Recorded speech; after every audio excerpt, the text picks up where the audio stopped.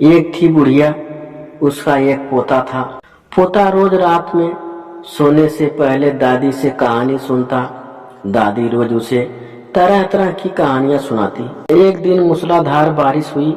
ऐसी बारिश कभी पहले नहीं हुई थी। सारा गांव बारिश से परेशान था।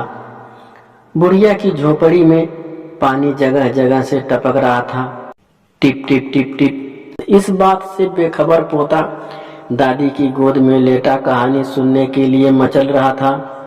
बुढ़िया खींच कर बोली, अरे बचवा का कहानी सुनाई, ये टिप टिपवा से जान बचे तब ना। पोता उठकर बैठ गया। उसने पूछा, दादी ये टिप टिपवा कौन है? टिप टिपवा क्या शेर बाघ से भी बड़ा होता है? दादी छत से टपकते पानी की तरफ देखकर बोली, हाँ बचवा, ना शेरवा के डर ना बघवा के डर, डर तो डर टिप टिपवा के डर। संयोग से मुसीबत का मारा एक बाघ बारिश से बचने के लिए झोपड़ी के पीछे बैठा था। बेचारा बाघ बारिश से घबराया हुआ था। बुढ़िया की बात सुनते ही वह और डर गया। अब यह टिप टिपवा कौन सी बला है? जरूर यह कोई बड़ा जानवर है, तभी तो बुढ़िया शेर बाघ से ज्यादा टिप टिपवा से डरती है।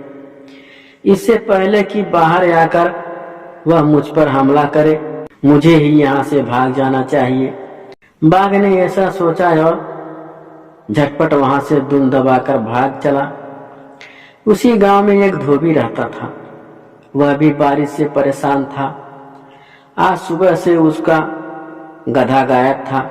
सारा दिन वह बारिश में भीगता रहा और जगह जगह गधे को ढूंढता रहा, लेकिन वह कहीं नहीं मिला। धोबी की पत्नी बोली, जाकर गांव के पंडित जी से क्यों नहीं पूछते, वे बड़े ज्ञानी हैं, आगे पीछे सबके हाल की उन्हें खबर रहती है। पत्नी की बात धोबी को जच गई।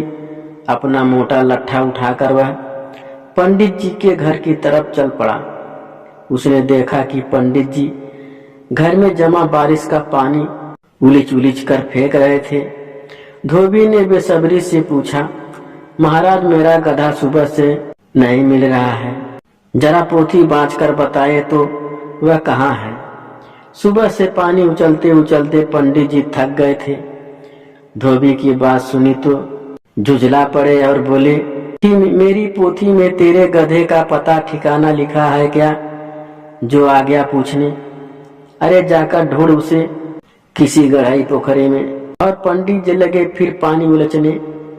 धोबी वहां से चल दिया। चलते चलते वह एक तालाब के पास पहुंचा। तालाब के किनारे ऊंची ऊंची घास उग रही थी। धोबी घास में गधे को ढूंढने लगा। किस्मत का मारा बेचारा बाघ टिप टिपवा के डर से वहीं घास में छिपा बैठा था। धोबी को लगा कि बाघ ही उसका गधा है। उसने आव देखाना ताव और लगा बाघ पर मोटा लठ बरसाने। बेचारा बाघ इस अचानक हमले से एकदम घबरा गया। बाघ ने मन ही मन सोचा, लगता है यही टिप टिपवा है, आखिर इसने ढूंढ ही लिया।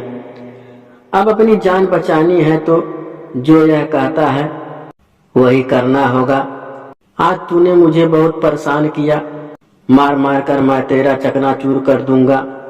ऐसा कहकर धोबी ने बाघ का कान पकड़ाया और उसे खींचता हुआ घर की तरफ चल दिया। बाघ बिना चू चपक किए भीगी बिल्ली बना धोबी के साथ चल दिया। घर पहुंचकर धोबी ने बाघ को खूंटे से बांधा और सोने चला गया।